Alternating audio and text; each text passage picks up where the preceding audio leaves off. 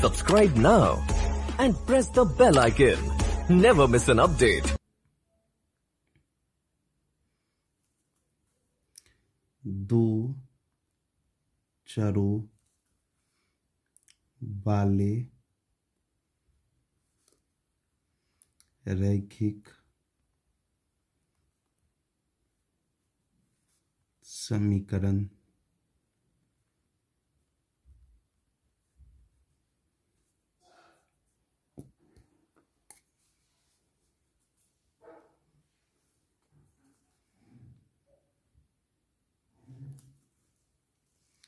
Linear equation in two variables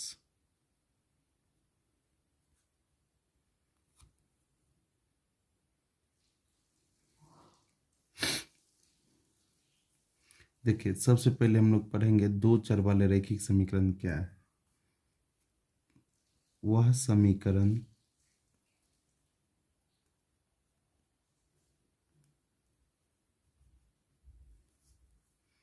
जिसे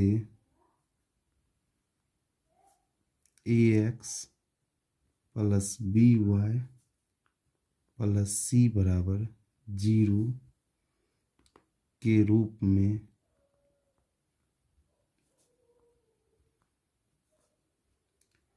लिखा जा सकता है,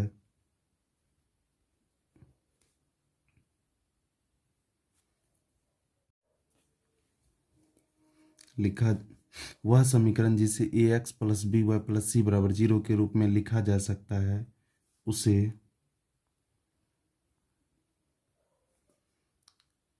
दो चर वाला रैखिक समीकरण कहते हैं, जहां ए बी और सी वास्तविक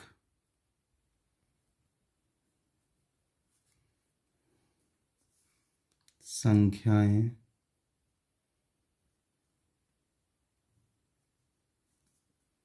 हैं तथा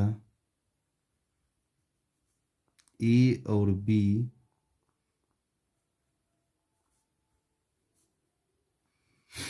दोनों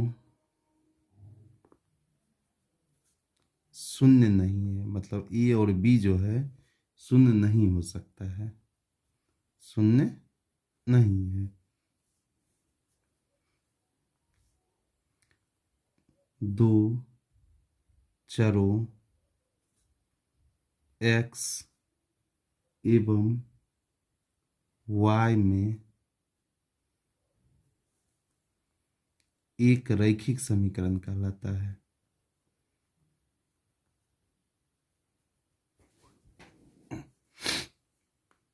एक रैखिक समीकरण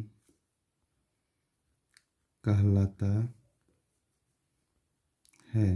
देखिए फिर से, दो चर वाला रैखिक समीकरण क्या है?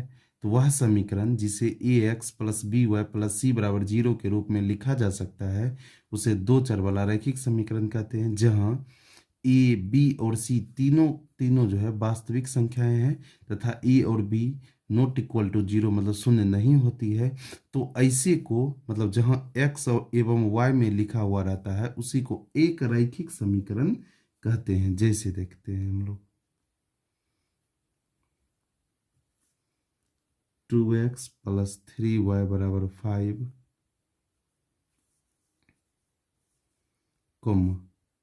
3x प्लस 2y बराबर 11, 3x प्लस 4y बराबर 20। डॉट डॉट इत्यादि। ये सब जो है दो चर वाला, दो चरों या दो चर वाला x एवं y में कौन समीकरण है? तो रैखिक समीकरण है। रैखिक समीकरण है।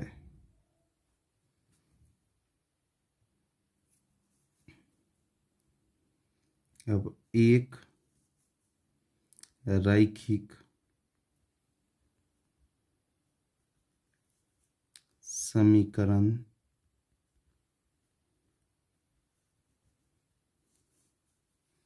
युग्मों को बीजगणितीय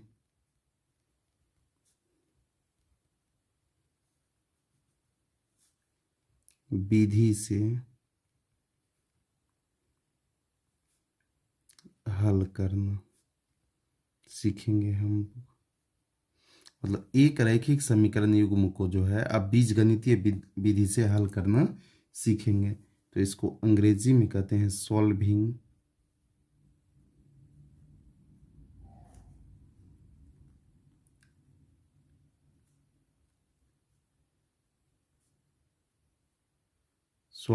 सिमुलेटेनियस linear equation by algebraic method.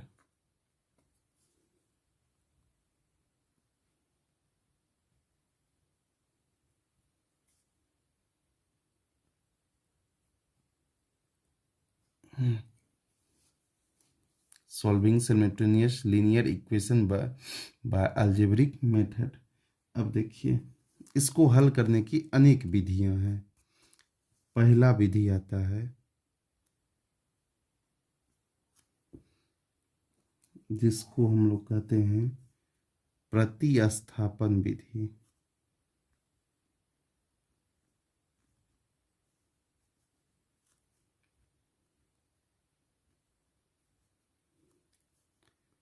दूसरा, इसको हम लोग कहते हैं लुप्तीकरण विधि।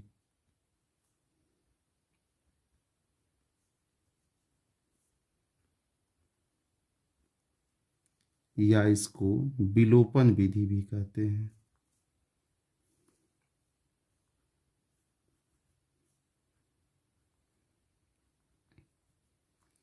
तीसरा, तुलनात्मक विधि।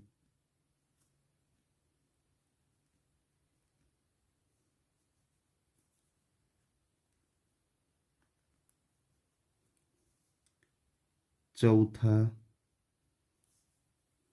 अनुपात निर्णय विधि।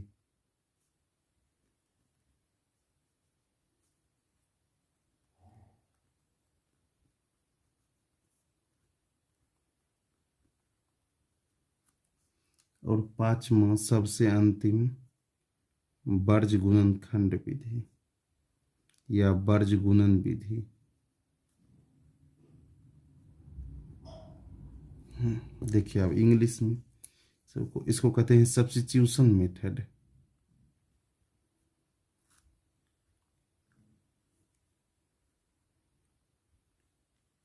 सब्स्टिट्यूशन मेथड,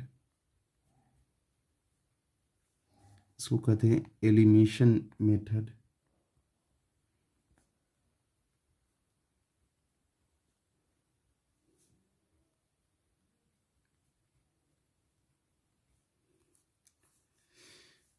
इसको कहते हैं कंपैरिजन मेथड।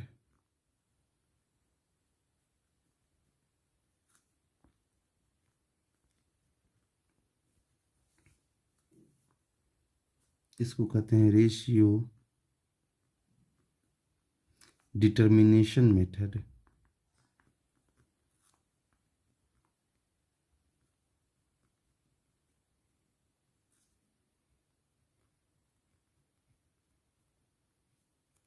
इसको कहते हैं cross multiplication method.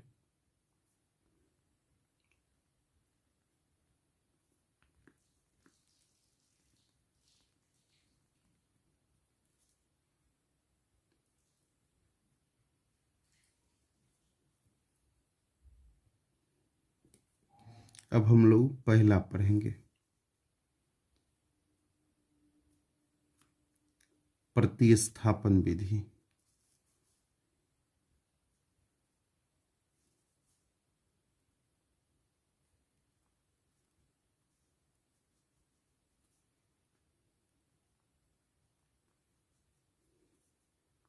Substitution method वाला।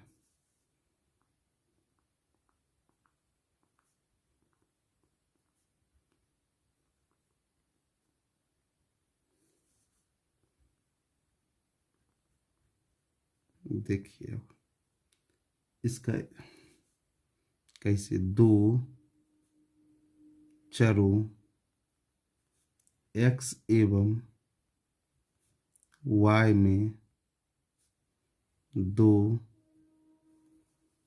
रैखिक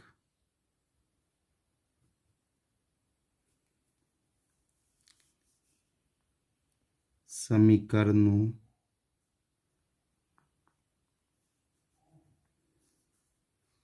को प्रतिस्थापन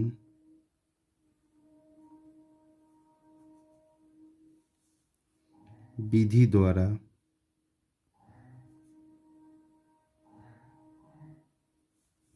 निम्नलिखित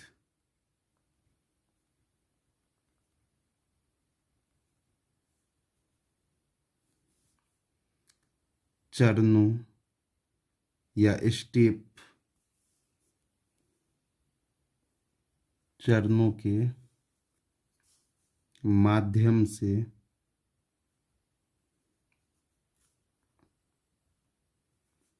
हल किया जा सकता है।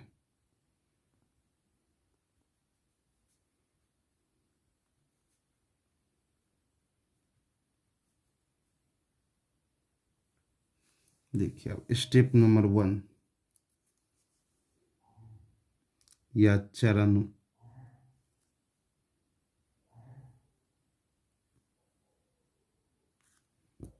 सबसे पहले हमको क्या करना है, दिए गए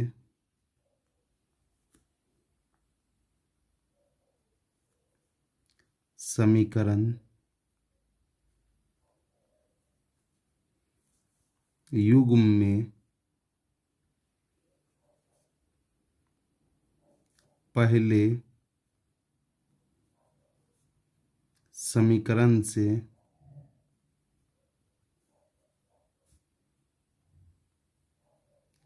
x को y के रूप में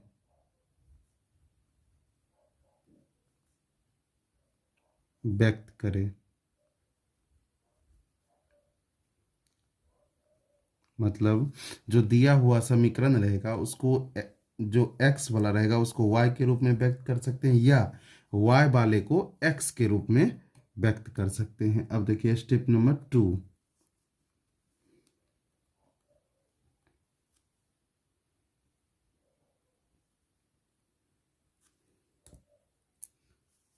y के रूप में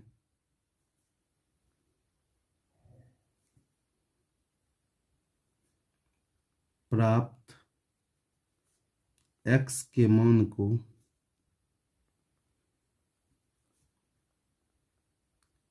दूसरे समीकरण में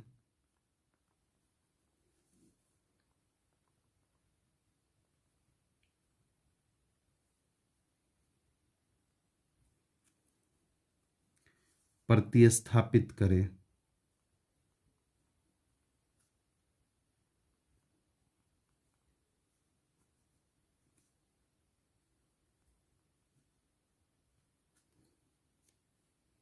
अब देखिए स्टेप 3,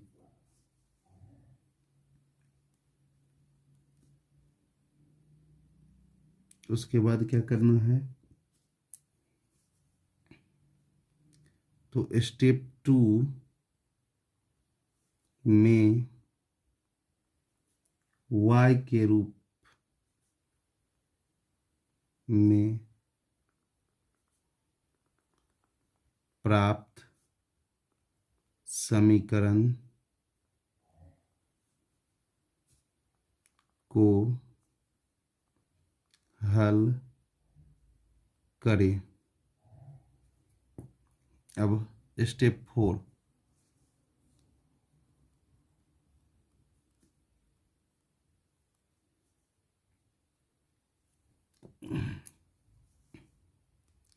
इस प्रकार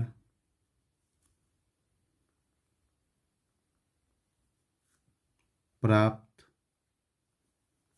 y के मान को पहले समीकरण में रखकर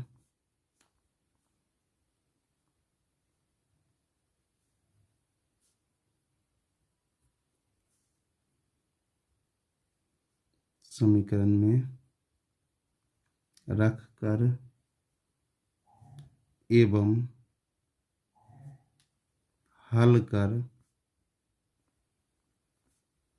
x का मान ज्ञात करें। स्टेप 5 और सबसे अंतिम,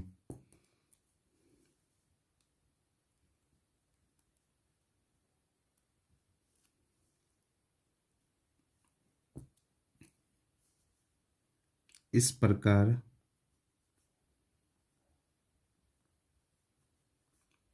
प्राप्त x एवं y का मान दिए गए रैखिक समीकरण का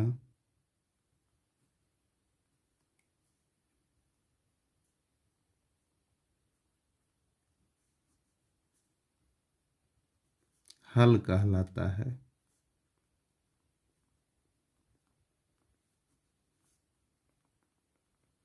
चलिए अब इस पर उदाहरण हम लोग लेते हैं। एक एक मेथड को हम जो है ये पांचों सभी हिसाब को हम एक एक सभी पांचों मेथड से हम लोग सीखेंगे। तो सबसे पहला हम लोग अभी प्रतिस्थापन विधि से सीखेंगे। तो प्रतिस्थापन विधि सब्स्टिट्यूशन मेथड से जितना भी रूल होता है सब रूल हम लिख दिए हैं। अब इस पर उदाहरण लेते हैं। देखिए उदाहरण,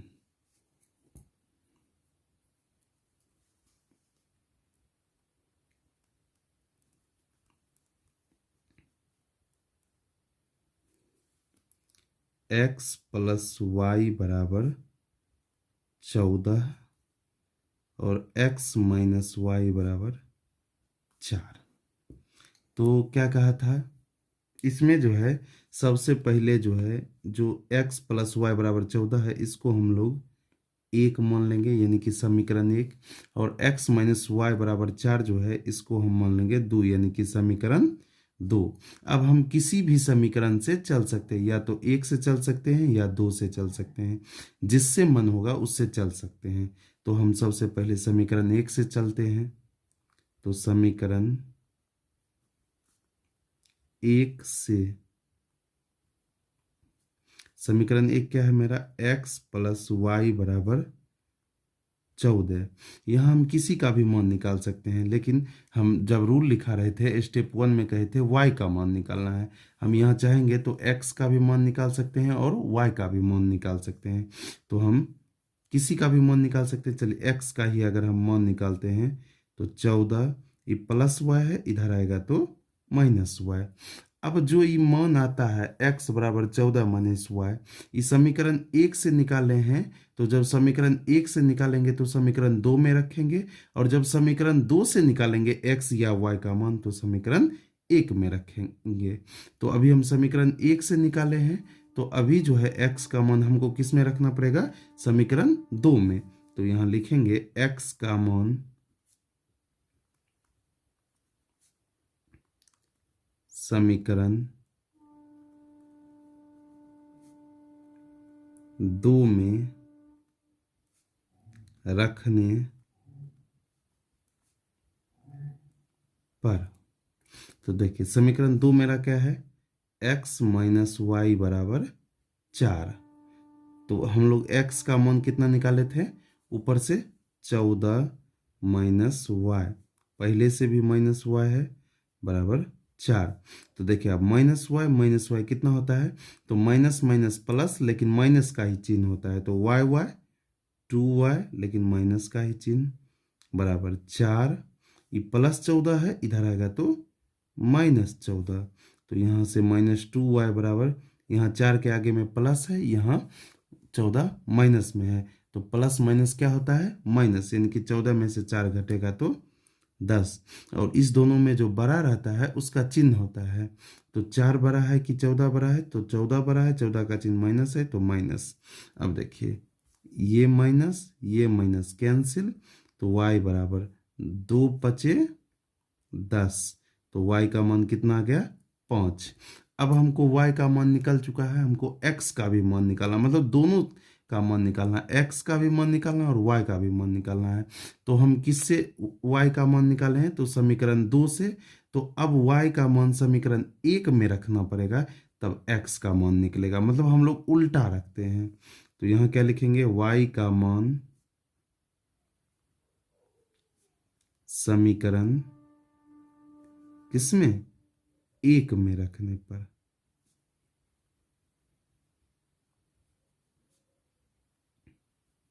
समीकरण 1 मेरा क्या है, x प्लस वाई बराबर 14। तो x प्लस वाई का मान हम लोग कितना निकाले थे, 5 बराबर 14। तो x बराबर क्या हो जाएगा, 14, ये +5 है, इधर आएगा तो -5, यानी कि x बराबर कितना, 14 में से 5 घटाएंगे तो 9। यही मेरा क्या हो जाएगा, आंसर। सॉरी, फिर से हम समझा देते हैं। देखिए अभी y का मान कितना निकाले हैं, 5। y का मान 5 किस समीकरण से निकाले थे, तो समीकरण 2 से। तो समीकरण जब 2 से निकालेंगे y का मान, तो उल्टा हम लोग x का मान निकालने के लिए समीकरण 1 में रखेंगे। तो यहाँ लिख दिए y का मान समीकरण 1 में रखने पर। तो समीकरण 1 मेरा क्या था, x प्लस वाई बराबर 14। तो x प्लस वाई का मान था 5, तो 5 बराबर 14। तो x बराबर 14, ये +5 है, इधर आ गया -5, तो y x बराबर कितना आ गया, 9। यही मेरा क्या होगा, आंसर। चलिए अब सवाल number 2, question number 2, 7x minus 15y बराबर 2, और एक है x प्लस 2y बराबर 3। तो जो, अब देखिए 7x माइनस 15y बराबर 2, जो सबसे फर्स्ट में देता है उसको हम लोग समीकरण 1 मानते हैं, और जो सेकेंड में देता है x प्लस 2y बराबर 3, इसको हम लोग समीकरण 2 मानते हैं। तो अब हम किसी भी समीकरण से चल सकते हैं, या तो x से या तो y से। तो हम इससे पीछे वाला जब एग्जाम्पल लिए थे, तो उस समय हम लोग समीकरण किससे चले थे, 1 से। तो अभी हम लोग समीकरण किससे चल करके दिखाते हैं, आपको 2 से चल के दिखाते हैं। तो समीकरण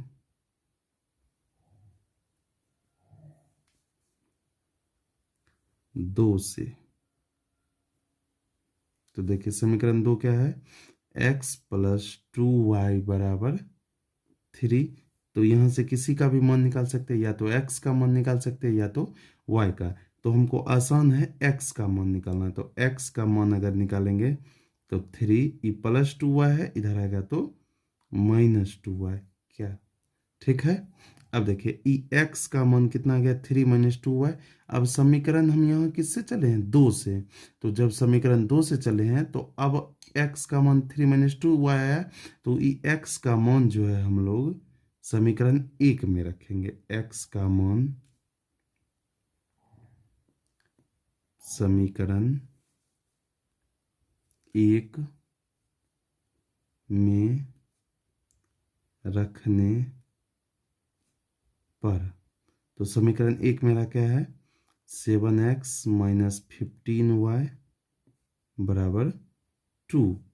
तो 7x का मान हम लोग कितना निकाले हैं, यहाँ 7x है, तो 7x का मान है 3 - 2y। अब पहले से कितना था, -15y = 2, ठीक है। अब देखिए, अब हम लोग यहाँ पे मल्टीप्लाई करेंगे, तो यहाँ बगल में बना देते हैं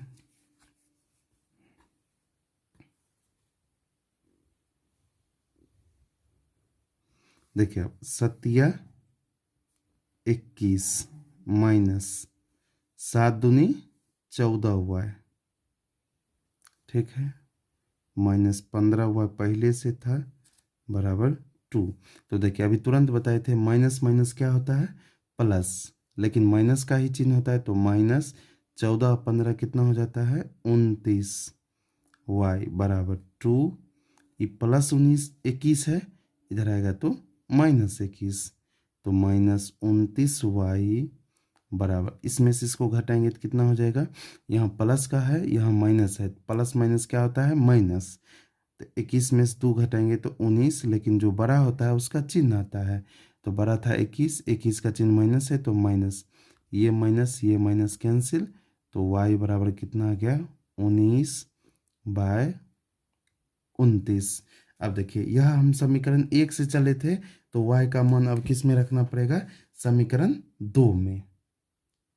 अगर हम यहाँ समीकरण 2 से चलते तो हम लोग y का मान किस में रखते हैं, समीकरण 1 में रखे थे, लेकिन यहाँ हम 1 से चले इसलिए y का मान 19/29 हम लोग समीकरण 2 में रखेंगे। यहाँ लिखेंगे y का मान समीकरण किस में रखेंगे, 2 में रखने पर,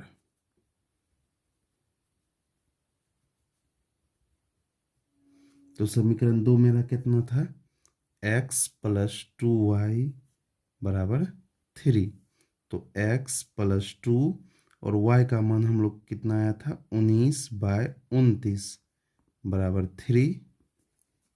तो यहाँ से x + 19 तो नहीं, 38/29 बराबर 3, तो यहाँ से x बराबर 3, ये +38/29 है, इधर आएगा तो -38/29, तो यहाँ x बराबर, यहाँ नीचे में कुछ नहीं तो 1, 1 और 29 का एलसीएम कितना आएगा, 29, 1 से 29 में भाग देंगे 29, 29 को 3 से गुना करेंगे तो 87, माइनस 29 से 29 में भाग देंगे तो आएगा 1, 1 को 38 से गुना करेंगे तो आएगा 38, तो x बराबर कितना आ जाएगा, 17 में से 8 तो 9, यहाँ 7 में से 3 तो 4, 49/29, यानी कि x का मान आया 49/29 और y का मान कितना आया था, 19/29।